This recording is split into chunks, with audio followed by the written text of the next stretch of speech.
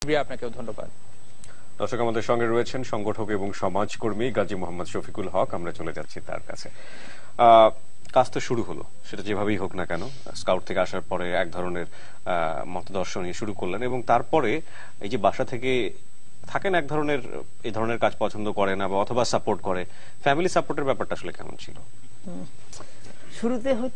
শুরুতে তারা, আমি মনে হয়েছিল তারা খুব বিরক্ত, কিন্তু কারণ অনেক এই রাস্তাঘাটের ছেলে পেলে, কেউ কারো বাবা ভ্যান ড্রাইভার, কেউ মানে ময়লা কুড়াই, এরকম ছেলে পেলেও আসছিল।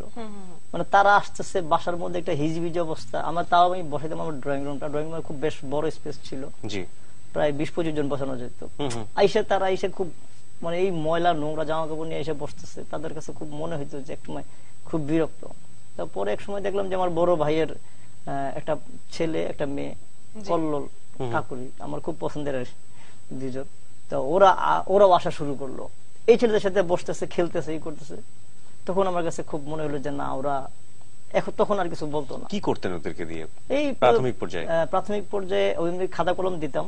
খাতা কলম, মনে করি স্কুলের বেতন লাগতেছে, সে এসে বলতেছে স্যার আমার বাবা মা আসতেছে, ওদেরকে আমি দিতাম ইয়ের মধ্যে। বা শুধু আমাদের জামতলা এলাকায় না, এই জামতলা এলাকার বাইরে থেকে কখনো মাছ যায় একটা একটু দূরের এলাকা, ওইখান থেকে আবার আরেকটা জায়গা, অনেক দূরের একটা জায়গা থেকে আসছিল, গোলাচিপা একটা জায়গা আছে, ওই জায়গা থেকে কিছু ছেলে পেলে আসছিল এই মানে সহযোগিতা নেওয়ার জন্য, এবং সবগুলোই নিচের লেভেলের।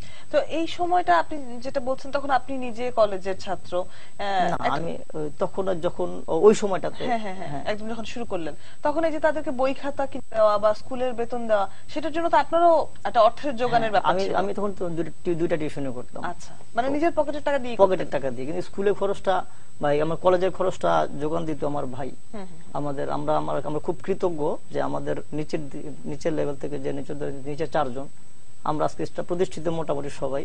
একমাত্র আমি সবচেয়ে মানে নিচের দিকে আছে, সবাই আপনি মোটেও নিচের দিকে নন, আপনি অনেক উপরে সারির, এবং যে কারণে আজকে আপনি রাঙা সকালের এই জায়গাটাতে বসতে পেরেছেন, আমরা নিশ্চয়ই গর্ব করতে পারি। কারণ অদিতি নিশ্চয়ই জানো যে আসলে যে কাজটাই করুক না কেন, সেটা যদি মনোযোগ দিয়ে করে এবং সেটা যদি আন্তরিকতার সাথে করে, তাহলে কোনো কাজই আসলে ছোট নয়। আর অনুষ্ঠানের শুরুতেই যেটা নিয়ে আলাপ হচ্ছিল, এই যে ঘর থেকে বেরোলেই সাধারণ মানুষ সালাম করে, শ্রদ্ধা জানায়, এই যে মানুষের ভালোবাসা। একটা কথা আছে না, লোকে যারে বড় বলে বড় সেই হয়, নিজে যারে বড় বলে সে বড় সেই নয়, এবং ছোট বলাটাই ভালো।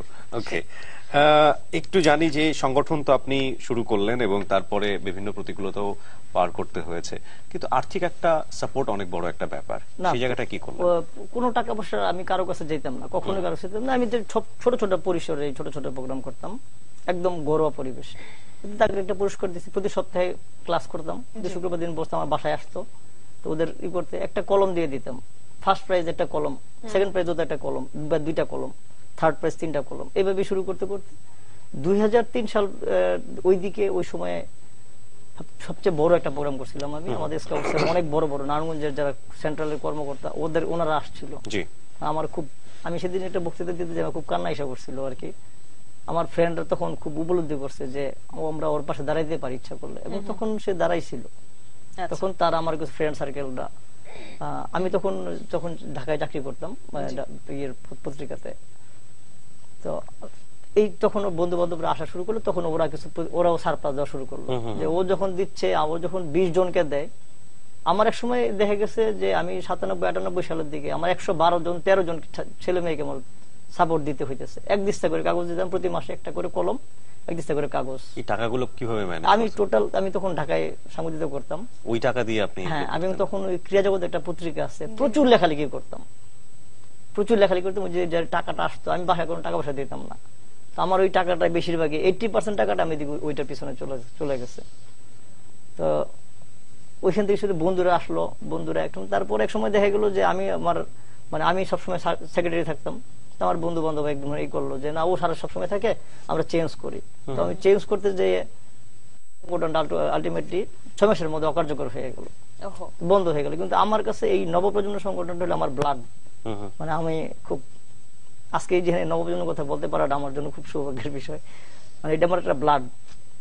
আমি আমার বাচ্চা খুব পছন্দ করি, কিন্তু আমার এই সংগঠনটার জন্য আমার অনেক কিছু আর কি ত্যাগ তিতিক্ষা ইয়ের জন্য। তো দেখলাম যে ওদের জন্য তো আমার সংগঠনটা বন্ধ দিতে হবে। তারপর আমি সংগঠন কমিটি থাকলে থাকুক, না থাকলে না থাকুক, আমি আমার কাজ আবার শুরু করলাম। ওকে, এখন আবার চলতেছে।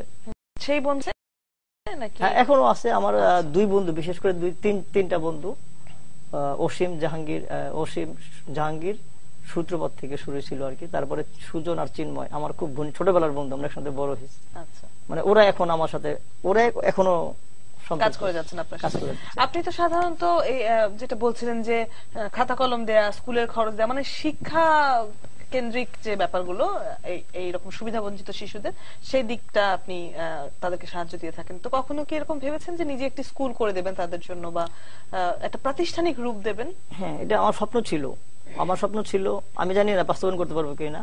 তো আমার আসলেই স্বপ্ন ছিল, আমি চেয়েছিলাম যে আমার এলাকার মধ্যে যদি একটা ছোট একটা রুমও পাইতাম, যদি প্রয়োজনে ভাড়াও নিতে পারতাম, যে আমি একটা রুম একটা ভাড়া নিয়ে একটা লাইব্রেরির মধ্যে, আমার টার্গেট ছিল আমি একটা লাইব্রেরি করবো এই বাচ্চাদের জন্য, এবং বাধ্যতামূলক এটা এই বাচ্চাদের মধ্যে একটা লাইব্রেরি করার জন্য, যে আমি এটা যদি করতে পারি। আমার এখন একটা স্বপ্ন আছে। কাশেম জামাল নামে একজন বাংলাদেশের খুব বিশিষ্ট শিক্ষাবিদ আছে, উনি একসময় আমাকে উনি পার্সোনালি খুব পছন্দ করেন আমার এই কাজের জন্য। আমাদের সংগঠনের একটা ছেলে সজল নাম, ও এখন একেবারে নিচে হরিজন সম্প্রদায় যেটা বলে, ও আমার এই ক্লাস 3 থেকে আমার সাথে সম্পৃক্ত, এই সংগঠনের সাথে সম্পৃক্ত, আমি সাপোর্ট দিচ্ছি। সে এখন জগন্নাথে ইংরেজিতে অনার্স করতেছে। সে কালকে আমার রাত্রিবেলা সে একটা সময় মেসেজ পাঠিয়েছে, কোন একটা সময়, যে আমি এই প্রোগ্রামটা স্যার, আমি এই প্রোগ্রাম মিস করতে চাই না, আজকের প্রোগ্রামটা। আমি জানি সে দেখতেছে। যাই হোক, মানে উনিও আমাকে সাপোর্ট দিচ্ছিল, বলছিল যে আমি এটা করবো। আমি বলছিল তুমি কিছু লিস্ট দাও, লিস্ট দেওয়ার জন্য আমি মোটামুটি একটা লিস্ট করে দিয়েছিলাম। কিন্তু আসলে পরের উপর নির্ভরশীল হয়ে কোনো কিছু করা যায় না। আমরা যারা আসলে এইভাবে আন্তরিকভাবে কাজ করি, বিশেষ করে আন্ডারগ্রাউন্ড, বা এটা আন্ডারগ্রাউন্ডেই বলে, কারণ এদিকে কেউ আসে না। কিছু সমাজকর্মী আছে, তারা এই ধরনের কিছু কাজ করতেছে, আর আমরা যারা আছি টুকটাক আবার করতেছি। কিন্তু আমাদের সাথে সম্পৃক্ত হওয়ার চেষ্টা করে তাদের নিজেদের স্বার্থের জন্য। আমি জানি না, উনি খুব আসলে খুব ভালো লোক, কিন্তু এলাকার কিছু লোকের কারণে বা ইয়ের কারণে এইভাবে আমরা করতে পারি না। মানুষ তার স্বপ্নের সমান বড়, গুণীজনেরা বলেন। আপনার ভিতরে স্বপ্ন আছে এবং অবশ্যই সেটা সম্ভব হবে। আর ওই পথ চলতে গেলে কিন্তু পথে কাঁটা থাকবেই, সুতরাং কাঁটা ফুটলেই যে আসলে পাটাকে ফেলে দিতে হবে, ব্যাপারটা এরকম না।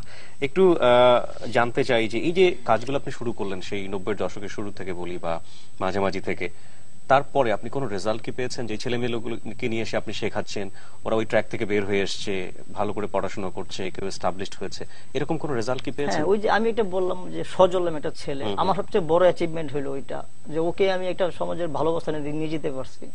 হরিজন সম্প্রদায়ের মধ্যে আসলে এগুলি হয় না, কিন্তু ওকে আমি যতটা পারছি সাপোর্ট দিচ্ছি। ওর বাবা আমাকে এখনো দেখলে, মানে ওর বাবা ভাই দেখলে, ওই আমাদের জামতলার আমাদের এলাকার মোড়েই ওদের জুতো মেরামত করে দোকান আছে, মানে আমি আসলে মানে ওদেরকে মুচি বা বলি না, আমি বলি যে আমাদের জুতা মেরামত করে, কারণ এটা আসলে ওর একটা ওনার একটা পেশা, ওনাকে সম্মান করার একটা।